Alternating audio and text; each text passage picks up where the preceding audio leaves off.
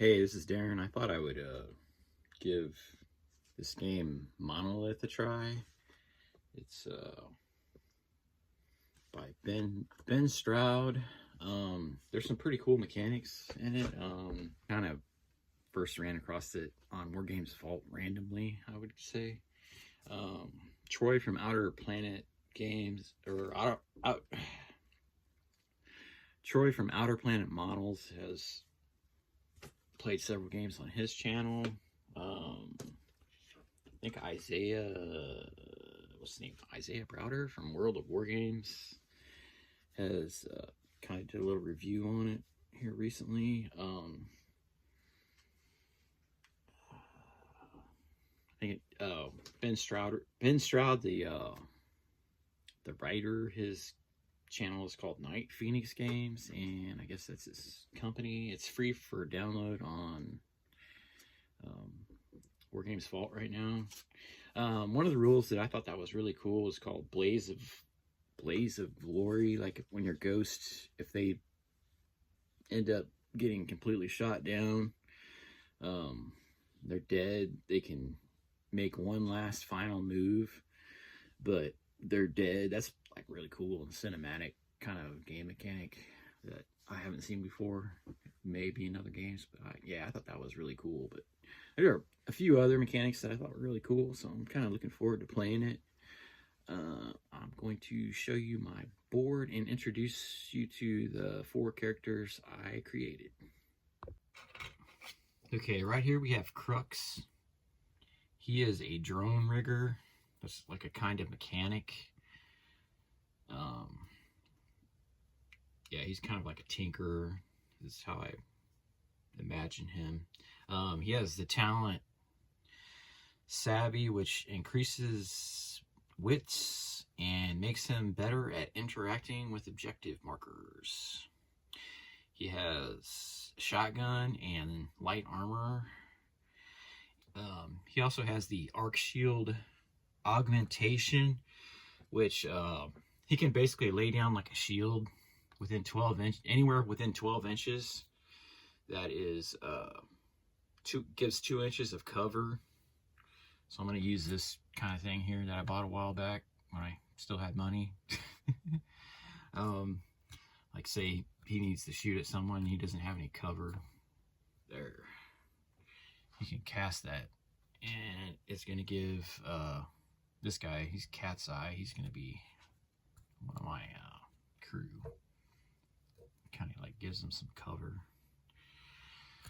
Pew pew. Alright, so next we have Cat Eye.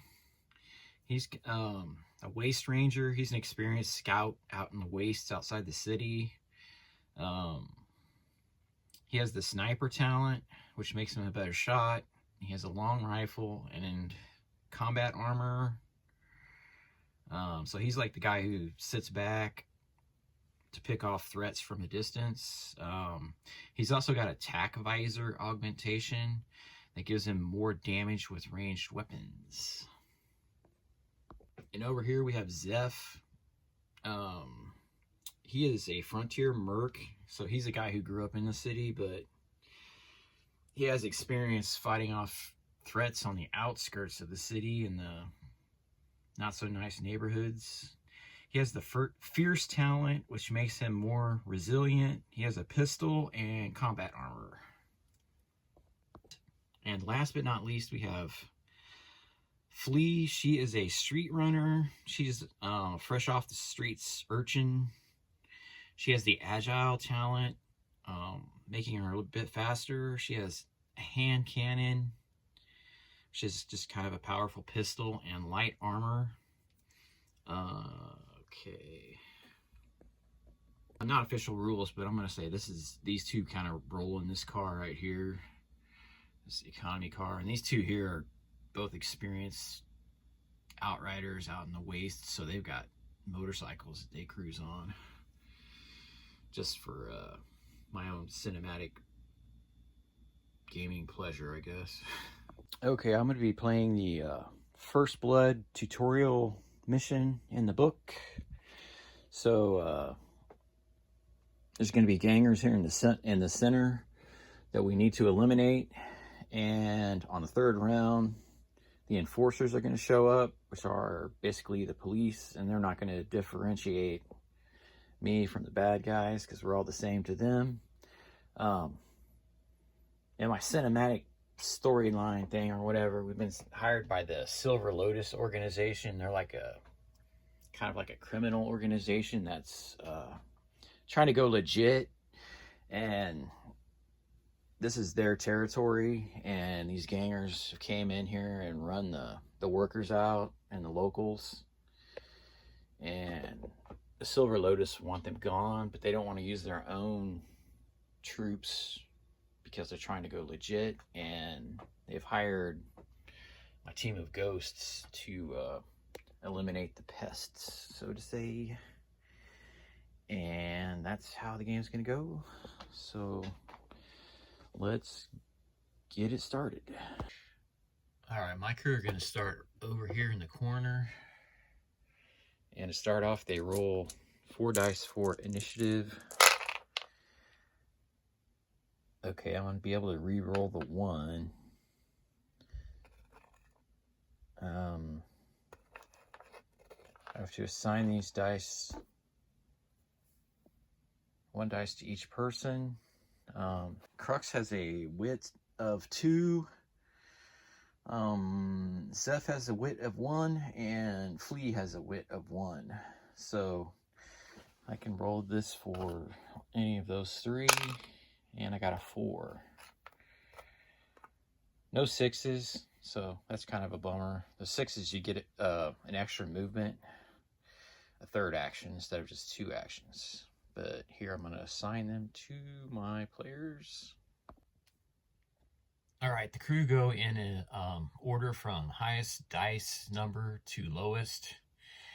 And the gangers over here have an initiative of 3. And I believe my guy there has a 3. But the ghosts, your players are called ghosts. A ghost's 3 trumps a ganger's initiative score of 3. And a ganger's score of 3 trumps a companion. I don't have any companions in this. I'm not sure what that is, but that's in the rules. So let's see who I get to move first. First off, I'm going to move Cat Eye. She just got a 1. That's kind of a bummer. He's got a speed of 2, so he's going to be moving 3 inches. That's just this far for his first action. Then we will roll again for him to move for his second action. 2. So he's going to be rolling 5, or 2 and 2 is 4 inches. So he's going to be right up here. He's going to kind of hug that diesel there for some cover. All right, next up is Zeph. 2 and 2, 4 inches. I'm rolling like crap. All right, that'll be 4 inches. And for the second movement, god damn, it's gonna be 3 inches. Just right there. All right. Okay, next up is Flea. Flea actually has a movement of 4 because she is agile.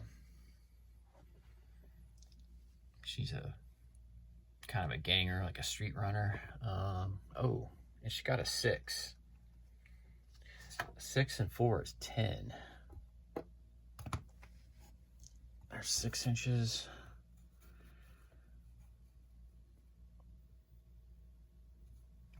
Four inches. And I can't remember if there's a special. I don't think there's a. You get adrenaline, which gives you an extra turn on initiative, but I don't think that's the case when you're moving. Okay, gonna move again. Oh, 5 inches. Oof.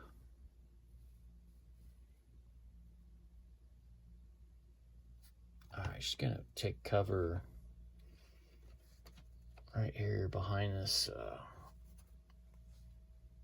little objective marker thing. I don't know what it is. It's like a little computer. All right, next up is going to be our main man, Krux. He is the boss. He's going to vault. Well, I got him rolled for his movement first here. Oh, we got a 6. 6 and 2 is 8. He's going to vault 1 inch up here on top of his vehicle.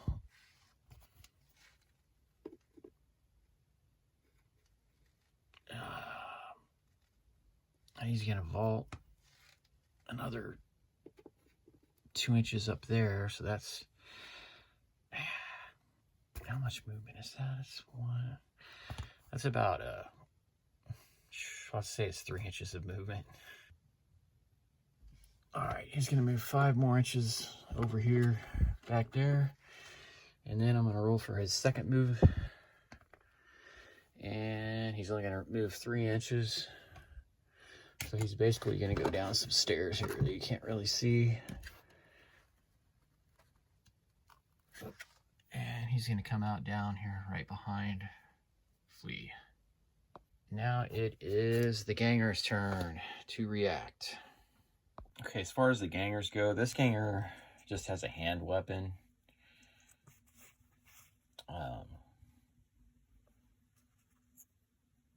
This ganger has a pistol. This ganger has a pistol right here. This ganger has a pistol. And this is Kato. He's the boss. And he's got a carbine.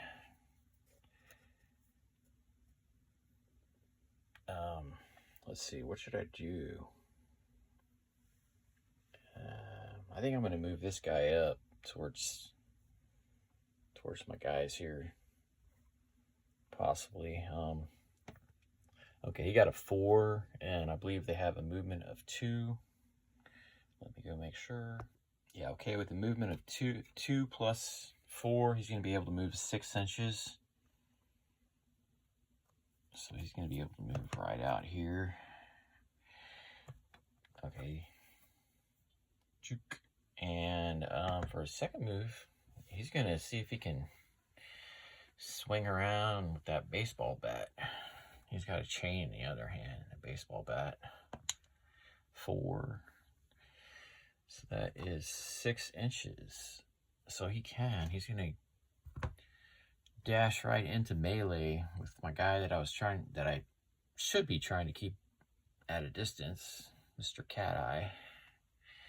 And let's see what happens in the melee. Okay, so the thug, he's got a hand weapon. I armed all 4 of my gangers, or my ghosts, with hand weapons as well as their guns. So he dashed into combat, and there's the close and personal rule, I believe is what it's called. Yeah, close and personal rule, which he's able to hit on a, he gets a -1, so he's going to be able to hit on a 3, 4, 5, and 6 instead of just a 4, 5, and 6. And my guy Cat Eye, he can counter. I guess he could counter with 2 attacks, but he'll only hit on a 6. So my guy's going to be the light green dice, and then the thug is going to be the dark dice here. So, oh, he got a critical and a miss, and my guy missed on both. So 1 crit on Cat Eye. Roll that. Okay, a 4. I'll have to look that up. Okay, Cat Eye cannot perform any ranged attacks until the end of his next action because of that crit, and he takes 1 damage.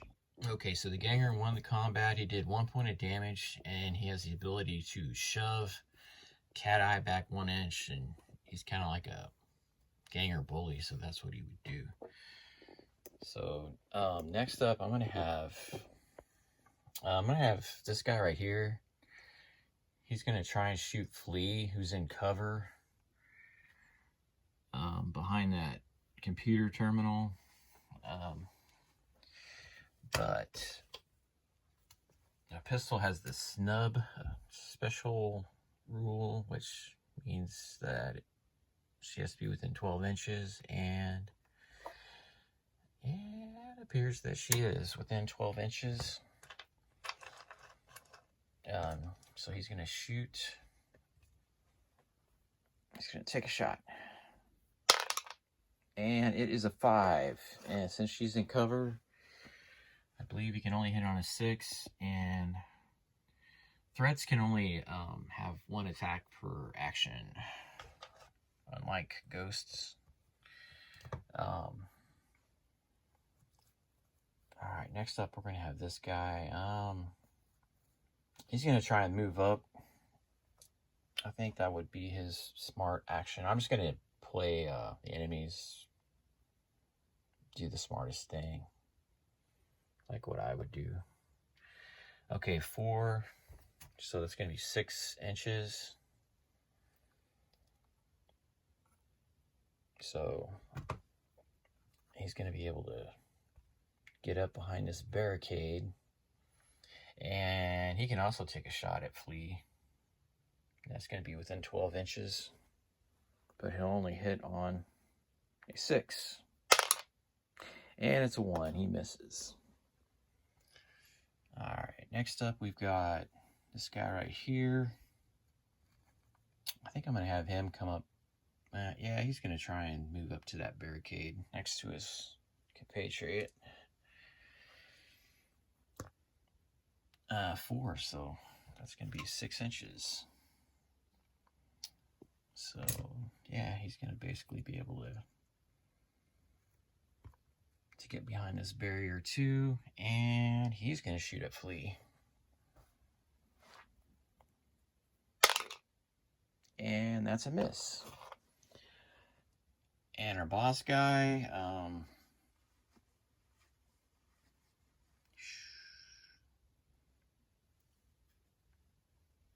he's just going to move up behind his terminal. That's only going to be like a 2-inch move, so I don't really need to roll. And he's got a carbine, so he doesn't have the 12-inch limited range. He could basically just shoot, and he's going to try and shoot at Flea and hit on a 6. 5. All right, they all miss. So that is the end of turn 1. So I'm going to move my turn counter here to turn number 2.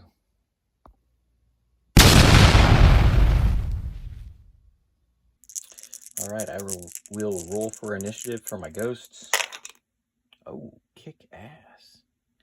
I got 2 6s, a 3, and I can re-roll the 1, and it's a 1. All right.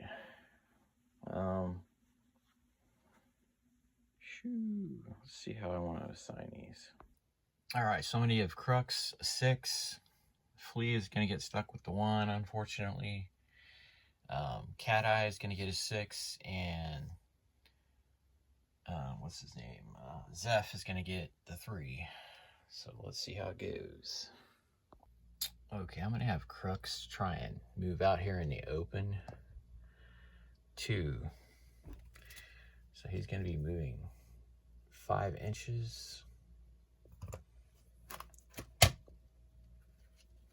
Okay. All right. He's going to be right about there. He's got 2 more actions. I'm going to have him take a shot at this ganger right here with his shotgun. All right, he's not within 6 inches, so the close and personal rule that would give him +1 bonus to hit is not going to count.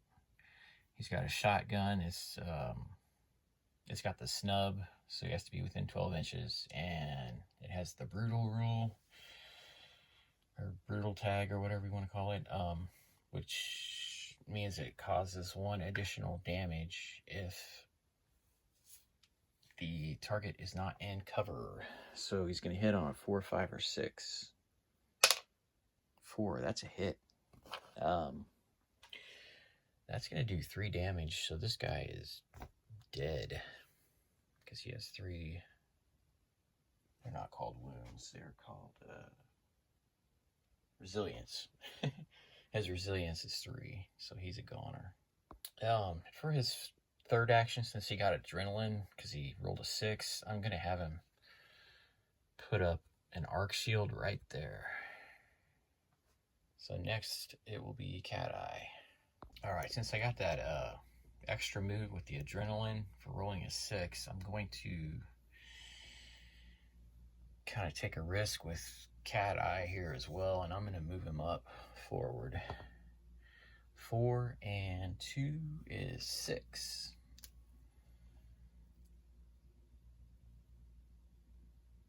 Alright.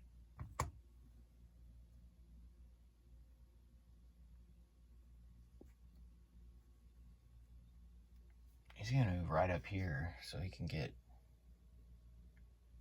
a clear shot without any kind of cover on this guy right here.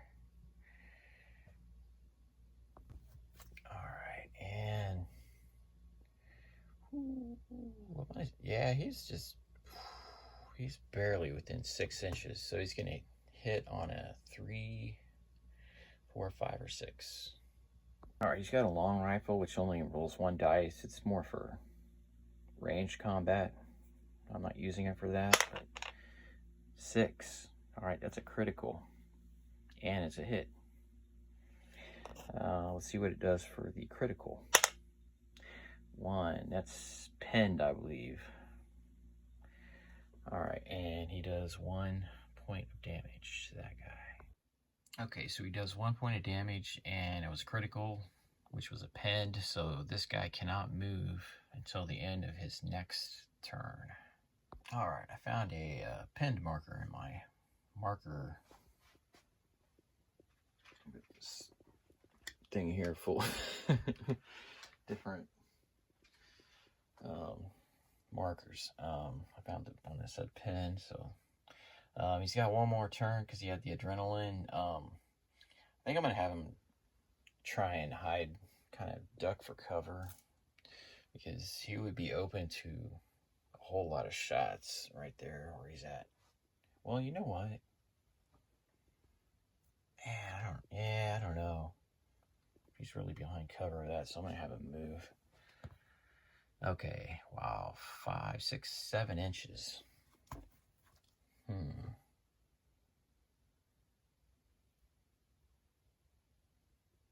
Wow, he's gonna come around here. And 1 more inch.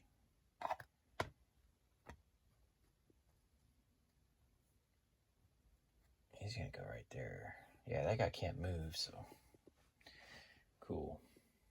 Alright, next up will be Zeph. He's got 3, and the gangers have 3, but the ghosts get to go before the ganger if it's tie. And then Flea is going to be going last with the 1. I think I'm going to have him try and move up on these guys. So let's see what I end up. Ah, crap. Damn. Only 3 inches. I am bumming.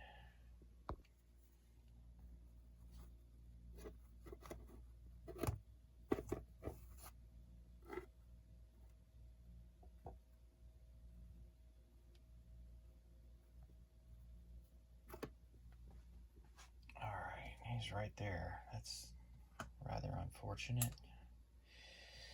What to do? Alright, I think I'm going to have him move again and try and get up here into cover behind this arc shield. 3 inches. 3 more inches. He's must be like some broken glass or something on the ground here.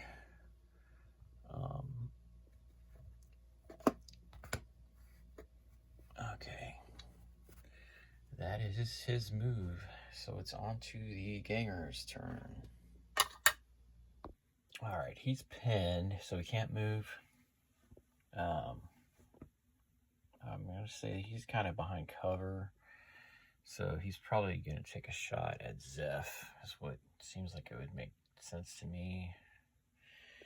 And that's going to be a hit on a 4, 5, or 6. 6. It's a critical, and it's a hit. Let's see what it does for the critical. Does 2 points of damage. Okay, actually pistols, I'm supposed to roll 2 dice, so I'm going to roll another dice. And that's 5. That's a hit.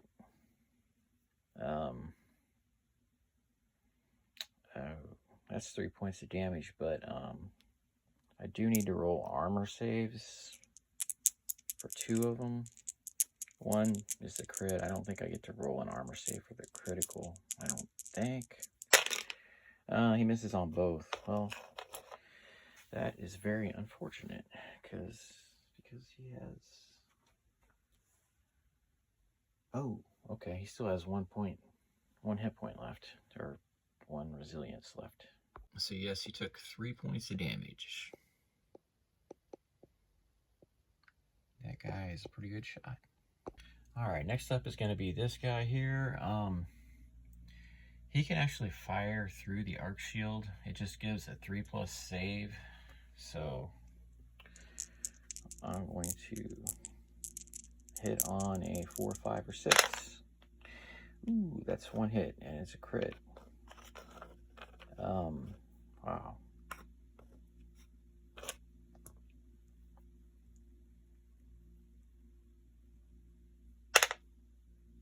Okay, so I made the save.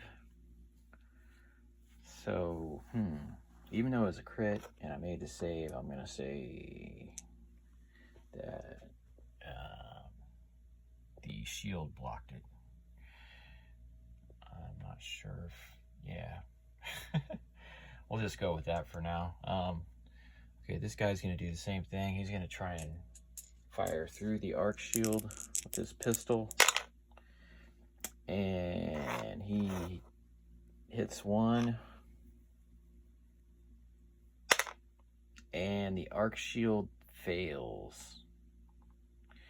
And when the arc shield fails, it kind of zaps it out. So it's gone. And Krux will be taking 1 point of damage. Alright, there. 1 point of damage. And last we have Kato, the boss. He's got a carbine.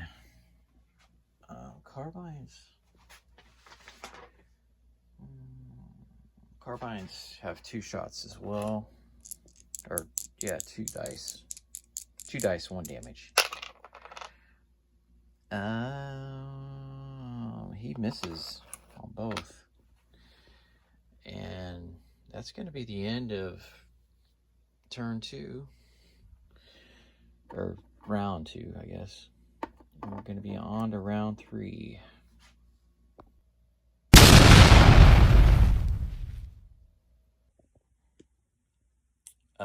Okay, so actually, it's not quite turn 3, or round 3.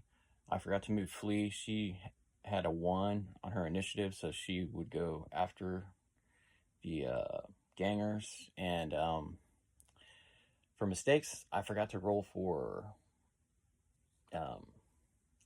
Cat Eye's armor save when he got hit. Then I allowed him to fire when he was supposed to be suppressed from a critical hit. And other than that, I think that might be it.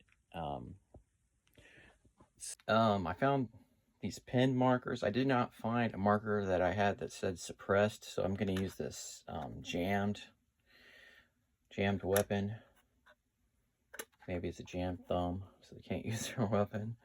And then I found these panic markers that might come in handy. No ganger has 2 wounds. Okay, you roll for morale at the beginning of the ganger or the threat at the beginning of their activation if they have at least 2 wounds. And they need a 4+ on their wits, against their wits. You have, here's the sheet. All right, each individual on the board has the shoot skill, the fight skill, and the wit skill. And like these gangers have a fight of 1, so like if the ganger was going to be fighting one of my guys and he rolled a 2 and missed, then he would be able to re-roll it 1 time, and he rolled a 2 again, so he would hit again. If he had a fight skill of 2, he could re-roll it again 1 more time, and then it would be a hit. That's how that works. Threats have an initiative. That's their evasion, how hard they are to hit. That is their resilience, which is basically hit points, armor, and speed, which with each individual you roll, like I have been doing, like 4 + 2, so he would be able to move 6 inches for that action and that activation. 1 model in the gang group has +2 resilience and +1 to all skills. Okay, there's another mistake I've been making.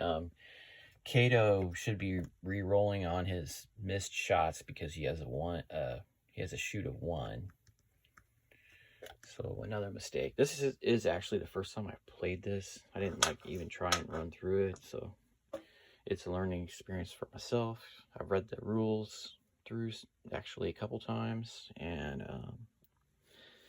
we're gonna have Flea do her action, and then it will be the 3rd turn, and that is the turn when the enforcers show up, which are the local law enforcers. All right, I think I've decided I'm gonna have Flea move up the ladder to up here if the move is long enough. Ooh, 6 and 4, 10 inches. That's definitely going to be workable within 10 inches. All right, now Flea's up there, and Flea is going to shoot down on that guy. All right, Flea has the hand cannon. I actually don't think I was supposed to take the hand cannon. It's an advanced weapon, but this is like an old Necromunda Juve character, Escher Juve character, and that's supposed to be like, I think, a heavy, it's supposed to be a stub gun. I can't remember. It's been a long time, but I don't know, that weapon, that gun just looked really big, so it looked like a hand cannon to me, so I went ahead and went with it. It just rolls 1 dice, hit on a 6. That's a miss. She has a shoot skill of 1, so I get to try it 1 more time to roll a 6. And I rolled a 1. All right, now it's turn 3. Okay, I've got to have the enforcers appear, I guess, at the beginning of the round, in a random table edge. 1, 2, 3, 4. Looks like we got a 4. So they're going to appear back here. I'm going to use these, God, what are these guys called? Arbites? The Necromunda police force, guys. Okay, they're going to appear on the table from right here, I guess. They have an initiative of 4. I'm not 100% sure if I should maybe have them start out with on their first turn with an initiative of 1, just like the gangers. I think I probably will do that, just to lessen the surprise of their impact. But all 4 of my guys are still kicking, so I'm going to roll for initiative for mine. All right, 5, 5, 4. Okay, no rerolls, no 6s. All right, I'll have to figure out what I'm gonna do here. So it looks like Cat Eye and Zeph are gonna go first. Then Krux the boss, Krux the boss, and then Flea, and then the gangers have an initiative of 3. They'll go after Flea. And then as I decided, I'm gonna give the enforcers an initiative 1 on their first activation, because they're really not going to know what's going on, so it's going to take them a minute to kind of take in the situation. All right, Cat Eye is going to go first. He's within 6 inches of this guy. He's going to try and shoot him, so the up close and personal rule will count, so get a +1. And he's got attack visor, so if I get a critical, I'll do an extra additional damage. So let's go for a 6 here. Oof, I got a 6. Damn. Okay, what's the crit? An extra point and an extra point. And an extra point of damage. Okay, he's got 1 point for the hit, 1 point for the crit, and then 1 additional point for the attack visor. So this guy is dead. He's toast. And I still have an action left with Cat Eye. And for his next move, his next action and his activation, I'm going to have him go ahead and move. So he's going to go 2 and 2. He's going to go 4 inches.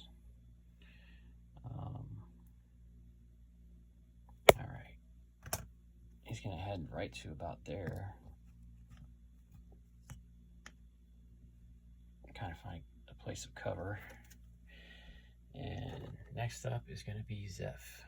Okay, Zeph is up next. He's going to try and move in on these guys and take them out, because once the enforcers start getting involved, my crew is going to want a jet. Okay. So he got a 4 and 2, so he's going to be able to move 6 inches.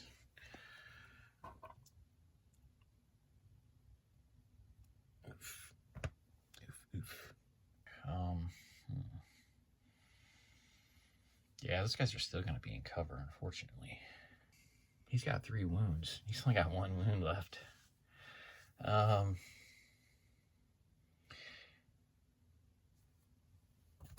How close is he? I think I'm going to try and just gang rush this guy. All right. Ooh, 6. 6 and 2, 8 inches. All right. He's in.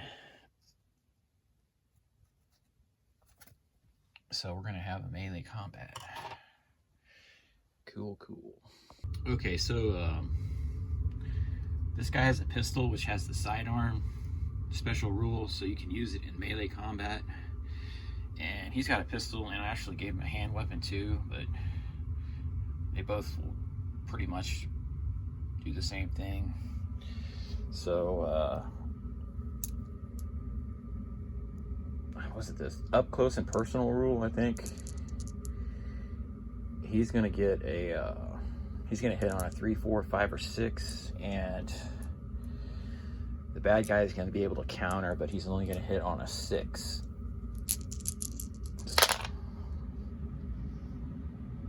Okay, so the bad guy did not hit, and I hit twice. The gangers have no armor, so no armor save. So he's gonna be taking -2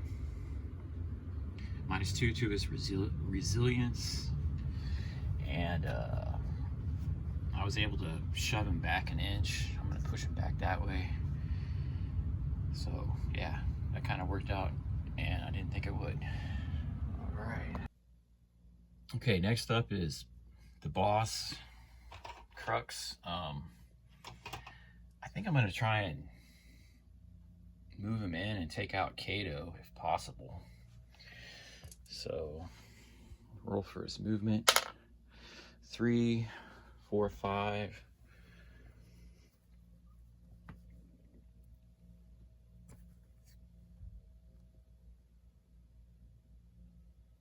It's gonna be right there.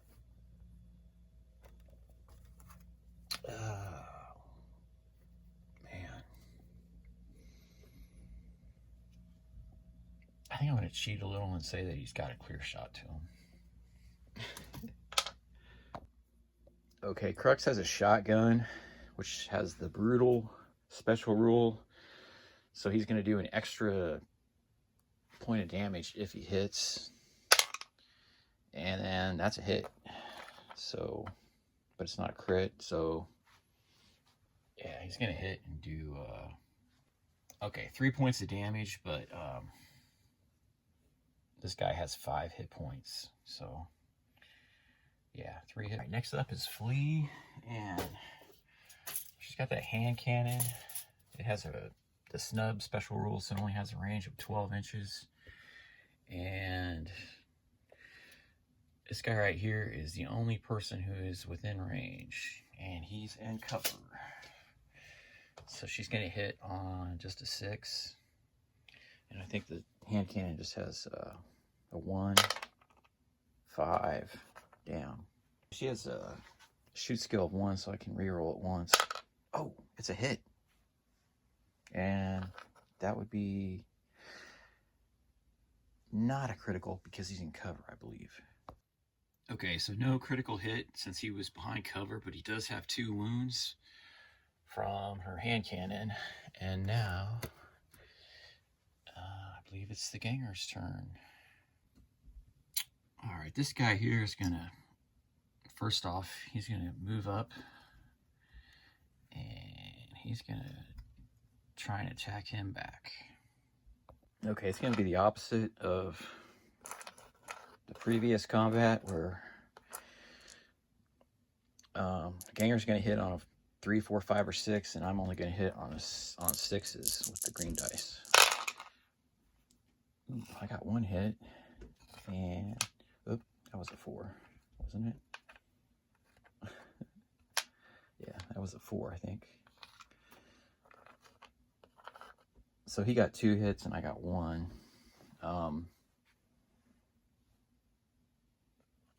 And they don't crit on, you don't get crits on the counter move. My guy has 2 saves. He saves on a 5 or 6 for his combat armor. Nope. Well, that's kind of a bummer. This guy gets waxed, and so does my guy. Yeah, there's no point in using the Blaze of Glory rule because he did take out the guy he was fighting. So we'll see what happens. He's going to take a shot at Krux right here.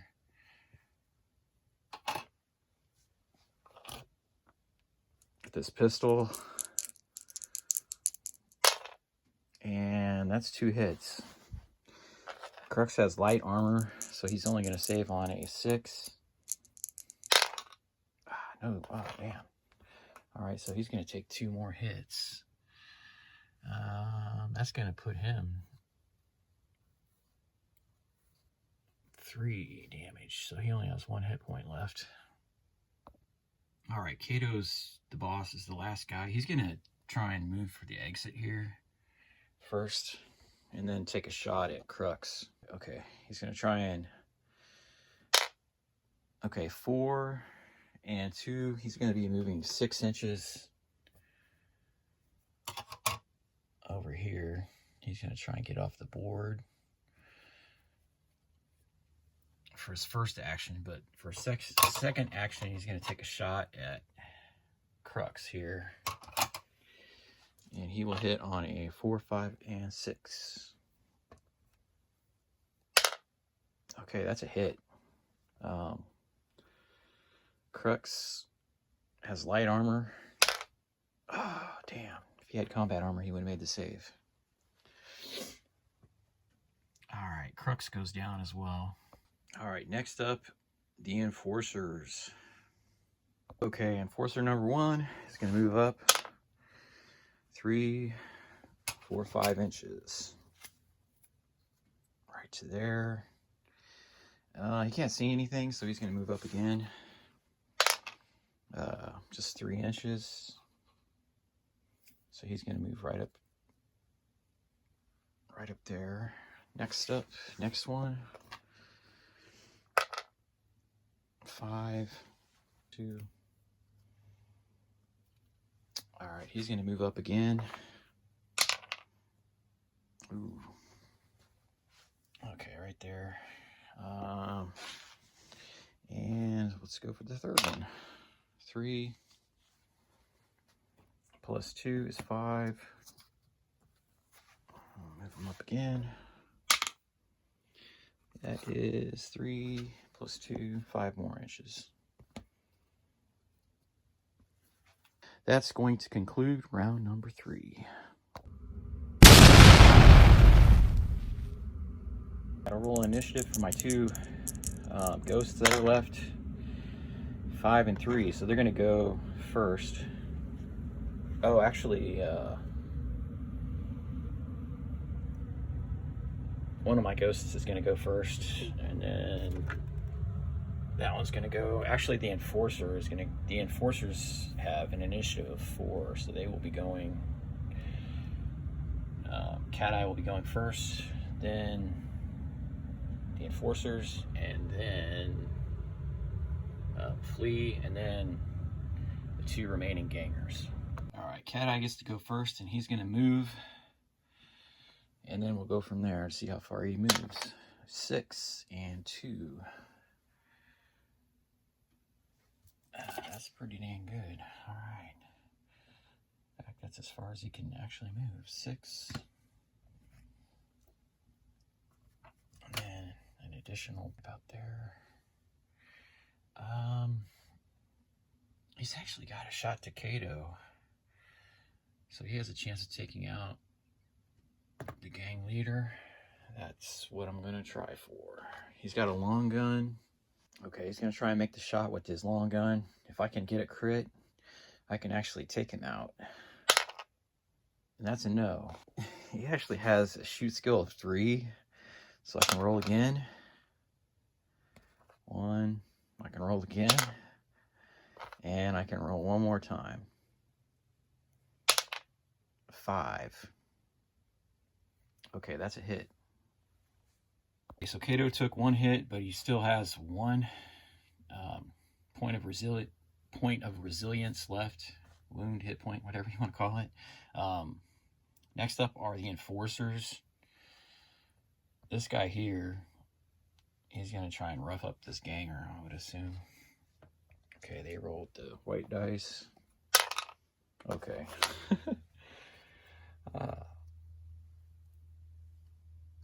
All right. This is a non-player character combat.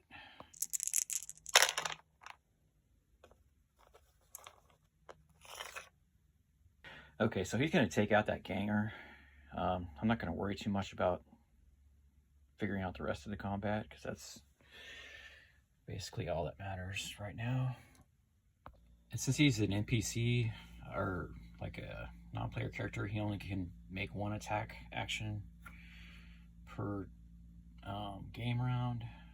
But I guess I could still move him.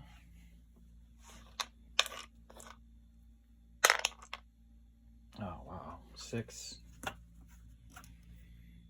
Okay. He's just going to move right up there onto Kato. Okay, I'm going to do this guy next.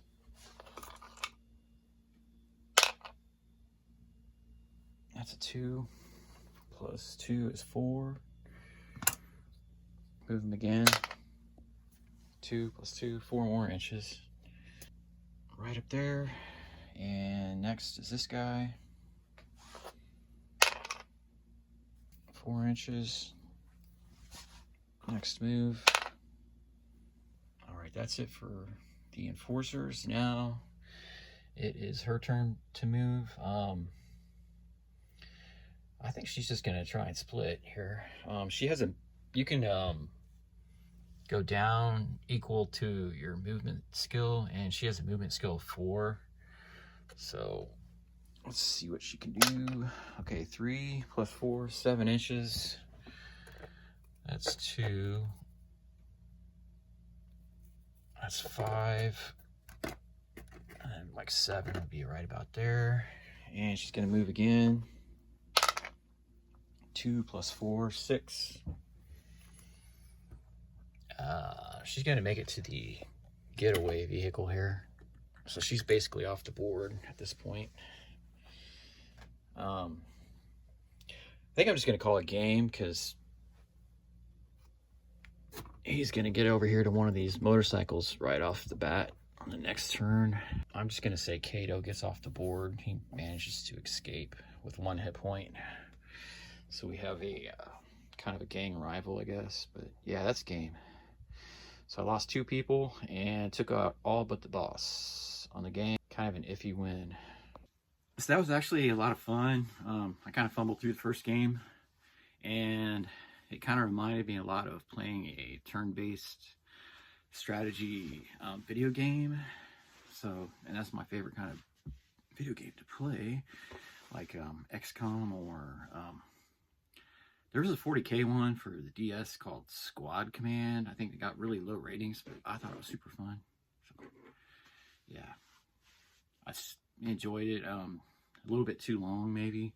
I'll probably make another video for the game, but try and keep it at least within a half an hour length or whatever. Maybe not try and go into detail with the mechanics, especially since I don't. I'll probably read through the rules again and find out a bunch of different other things that I've done wrong, which is kind of usually what I do for that first game. But it was great fun, and if you watched this, thank you, and later.